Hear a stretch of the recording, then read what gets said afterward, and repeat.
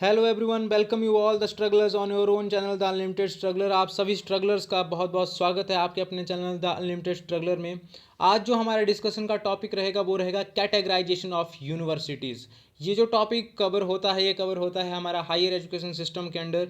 इसमें हम डिस्कस करेंगे कि यूजीसी ने यूनिवर्सिटीज़ को किस किस कैटेगरी के हिसाब से डिवाइड किया है। इसमें डिफरेंट कैटेगरीज हैं। हमारे माइंड में क्वेश्चन आता है कि प्राइवेट यूनिवर्सिटी क्या होती है, या सेंट्रल यूनिवर्सिटी क्या होती है, या स्टेट यूनिवर्सिटी क्या होती है। तो उसके किस हिसाब से क्या क्राइटेरिया है जिसके हिसाब से डिसाइड किया जाता है कि कौन सी यूनिवर्सिटी किस तरह की है, और कितने नंबर्स फिगर्स में हम डिस्कस करेंगे कि कितने किस तरह की यूनिवर्सिटीज़ हमारे इंडिया में एग्जिस्ट करती हैं। वीडियो स्टार्ट करने से पहले आप लोगों से रिक्वेस्ट रहेगी कि हमारा जो यूट्यूब चैनल है द अनलिमिटेड स्ट्रगलर, इसको आप सब्सक्राइब कर लें और बेल आइकन हिट कर लें ताकि आपको हर आने वाले लेटेस्ट वीडियो की इन्फॉर्मेशन मिल जाए। और हमारा फेसबुक और इंस्टाग्राम पेज है द अनलिमिटेड स्ट्रगलर के नाम से, उसको लाइक करें, फॉलो करें। तो आइए डिस्कस करते हैं वेरियस यूनिवर्सिटीज़ के बारे में। देखिए, इंडिया में जो है वो चार तरह की यूनिवर्सिटीज़ जो हैं वो यूजीसी के अंडर आती हैं। पहली तो सेंट्रल यूनिवर्सिटीज़ जो कि एज ऑफ नाउ 50 हैं। स्टेट यूनिवर्सिटीज़ 409 स्टेट यूनिवर्सिटीज़ हैं। प्राइवेट यूनिवर्सिटीज़ 349 जो हैं वो प्राइवेट यूनिवर्सिटीज़ हैं। डीम्ड यूनिवर्सिटीज़ या डीम्ड टू बी यूनिवर्सिटीज़ भी बोला जाता है इनको, 127 जो हैं वो आज की डेट में डीम्ड यूनिवर्सिटीज़ हैं। टोटल मिलाकर के 935 का आंकड़ा होता है। और यहाँ से जनरली क्वेश्चन आने की संभावना रहती है कि स्टेट यूनिवर्सिटीज़ कितनी है इंडिया में या सेंट्रल यूनिवर्सिटीज़ कितनी है इंडिया में। तो आइए वन बाय वन डिस्कस करते हैं इनका क्राइटेरिया क्या है और किस तरह से इनके नंबर फिगर्स में हम डिस्कस करेंगे। सेंट्रल यूनिवर्सिटीज़ हम अगर बात करें तो सेंट्रल यूनिवर्सिटीज़ वो यूनिवर्सिटीज़ होती हैं जो सेंट्रल यूनिवर्सिटीज़ एक्ट 2009 के अंडर जो हैं वो एस्टिब्लिश होती हैं। ये यूनिवर्सिटीज़ जो हैं वो गवर्न की जाती है यूनियन ह्यूमन रिसोर्स डेवलपमेंट जो हमारी मिनिस्ट्री है उसके अंडर, ठीक है, और वो इसकी देखरेख करता है। ठीक है, यूजीसी से भी इनको फंडिंग आती है, बिल्कुल जिस तरह से और यूनिवर्सिटीज़ को आती है यूजीसी भी इनको फंड करता है। लेकिन ये यूनिवर्सिटी डायरेक्ट इनका जो ज़्यादा लिंक रहता है वो एचआरडी मिनिस्ट्री के साथ रहता है। प्रेसिडेंट जो होता है कंट्री का, या प्रेसिडेंट जो है हमारे कंट्री का एट प्रेजेंट, वो इसका जो भी इंडियन सेंट्रल यूनिवर्सिटीज़ है उनका विजिटर होगा, और वही इनका जो है वो चांसलर होता है। सेंट्रल यूनिवर्सिटीज़ की अगर नंबर्स में बात करें तो एज ऑफ नाउ 1/11/2019 को जो यूजीसी की साइट पे लिस्ट अपडेट हुई है उसके हिसाब से 50 सेंट्रल यूनिवर्सिटीज़ आज की डेट में इंडिया में वर्कआउट कर रही हैं।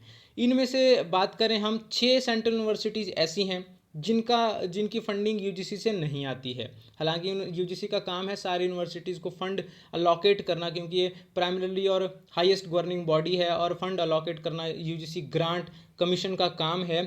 तो 6 यूनिवर्सिटीज़ ऐसी हैं 50 में से जिनकी फंडिंग यूजीसी से नहीं बल्कि एचआरडी मिनिस्ट्री से या सेंट्रल गवर्नमेंट से डायरेक्ट आती है। और ये 6 यूनिवर्सिटीज़ कौन कौन सी है? 6 central universities: Central Agricultural University Imphal, Indira Gandhi National Open University New Delhi, Indian Maritime University Chennai, Nalanda University Bihar, Rajiv Gandhi National Aviation University Raebareli UP, और South Asian University New Delhi. यहाँ से भी कई बार संभावना रहती है क्वेश्चन आने की। एक बार क्वेश्चन पूछा गया था एग्जाम में, साउथ एशियन यूनिवर्सिटी कहाँ सिचुएटेड है? That is situated in Delhi. अब बात करें स्टेट यूनिवर्सिटीज़ की, तो स्टेट यूनिवर्सिटीज़ वो यूनिवर्सिटीज़ होती हैं जो किसी प्रोविंस में या स्टेट में किसी स्टेट के एक्ट के अंडर जो है वो एस्टेब्लिश होती हैं। ये यूनिवर्सिटीज़ जो हैं वो यूजीसी एक्ट 1956 की लिस्ट 12B के अंडर आती हैं, ठीक है, और ये भी एलिजिबल होती है सेंट्रल असिस्टेंट के लिए जो यूजीसी के द्वारा जो है प्रोवाइड करवाई जाती है डिफरेंट यूनिवर्सिटीज़ को। तो अगर बात करें स्टेट यूनिवर्सिटीज़ की, तो टोटल आज की डेट में जो है 409 स्टेट यूनिवर्सिटीज़ इंडिया में जो है वर्कआउट कर रही हैं, ठीक है। और highest number of state universities जो हैं वो कर्नाटका और उत्तर प्रदेश दोनों नंबर शेयर करते हैं। 31 हर दोनों स्टेट में जो है वो highest number of state universities जो है वो एस्टेब्लिश्ड हैं आज की डेट में। कर्नाटका में भी 31 स्टेट यूनिवर्सिटीज़ हैं और यूपी में भी 31 स्टेट यूनिवर्सिटीज़ है। नाउ जो लिस्ट अपडेट हुई थी लेटेस्ट 1 फरवरी 2020 को यूजीसी की साइट पे। प्राइवेट यूनिवर्सिटीज़ की अगर बात करें हम, तो प्राइवेट यूनिवर्सिटीज़ वो यूनिवर्सिटीज़ होती हैं जो एक स्पॉन्सरिंग बॉडी होती है, जिनकी जो कोई ट्रस्ट के अंडर एस्टेब्लिश होती है, या ट्रस्ट जिनका स्पॉन्सर होता है, या कोई प्राइवेट पर्सन जो होता है इंडिविजुअल, वो इनको स्पॉन्सर करता है। और ये यूनिवर्सिटीज़ जो है वो सोसाइटीज़ रजिस्ट्रेशन एक्ट 1860 के अंडर या तो रजिस्टर होती हैं, ठीक है, या कंपनीज एक्ट भी इनके ऊपर लागू होता है, कंपनीज एक्ट के अंडर भी रजिस्टर्ड हो सकती हैं। सेक्शन 25 जो है वो कंपनीज एक्ट 1956 का इसके लिए उसके अंडर रजिस्टर ये हो सकती हैं प्राइवेट यूनिवर्सिटीज़। और ये यूनिवर्सिटीज़ जो हैं डिग्री अवार्ड करने के लिए कम्पिटेंट होती हैं। इसको ये पावर, डिग्री अवार्ड करने की पावर जो है यूजीसी एक्ट जो है वो सेक्शन 22 जो है उसका वो प्रोवाइड करवाता है। लेकिन इन यूनिवर्सिटीज़ को जो है वो एक अप्रूवल लेना पड़ता है स्टैट्यूटरी काउंसिल का अपनी फंक्शनिंग के लिए। बात करें अगर प्राइवेट यूनिवर्सिटीज़ के नंबर्स की, तो अगर सबसे पहली जो हम देखा जाए, सबसे पहली 1995 में प्राइवेट यूनिवर्सिटी एस्टेब्लिश हुई थी, Sikkim Manipal university of health, medical and technological science, Gangtok. अगर यहाँ आज की डेट में इंडिया में 349 प्राइवेट यूनिवर्सिटीज़ जो हैं वो रन कर रही हैं। और राजस्थान में सबसे हाईएस्ट प्राइवेट यूनिवर्सिटीज़ हैं 51 इसका जो है वो आंकड़ा है एज ऑफ नाउ, जो लेटेस्ट लिस्ट अपडेट हुई थी 1 फरवरी 2020 को यूजीसी की साइट पर। अब एक और कैटेगरी आती है यूनिवर्सिटीज़ की जिसको बोला जाता है डीम्ड यूनिवर्सिटीज़ या डीम्ड टू बी यूनिवर्सिटीज़ इसको बोला जाता है। ये वो यूनिवर्सिटीज़ होती हैं जो काफ़ी हाई परफॉर्मिंग यूनिवर्सिटीज़ या इंस्टीट्यूशन होते हैं और ये काफ़ी हाई पैरामीटर्स पे काम करते हैं। और ये जो यूनिवर्सिटीज़ होती हैं ये सेक्शन 3 ऑफ यूजीसी एक्ट 1956 के अंडर जो है वो आती हैं।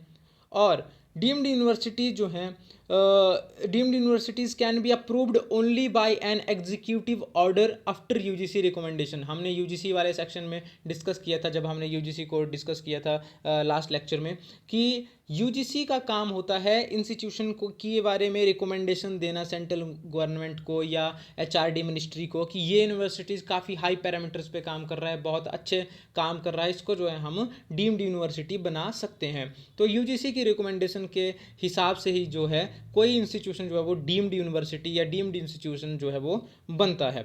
ये यूनिवर्सिटीज़ फुल फ्लेज जो है सेंट्रल यूनिवर्सिटी या हम कह सकते हैं स्टेट यूनिवर्सिटी की तरह ही वर्कआउट करती हैं, लेकिन ये अपने अंडर किसी भी कॉलेज को जो है अपलेट नहीं कर सकती हैं। ये इनकी मेजर एक करेक्टरिस्टिक्स रहती है।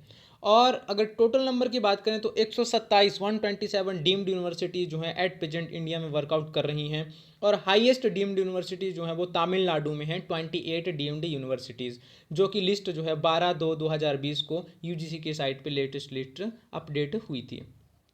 ये सारा डाटा मैंने आपको जितना भी बताया वो मैंने निकाला है यूजीसी की साइट से। और आप इसको ugc.ac.in पे अगर आप जाएंगे, वहाँ पे एक जो मेन्यू ऑप्शन रहता है, मेन्यू में आपको ये डिफरेंट आपको दिख रहा है, central university, state university, deemed university, state private university, यहाँ से आपको सारा डाटा जो है वो मिल जाएगा। फिलहाल के लिए इतना ही। आई होप आपको वीडियो पसंद आया होगा।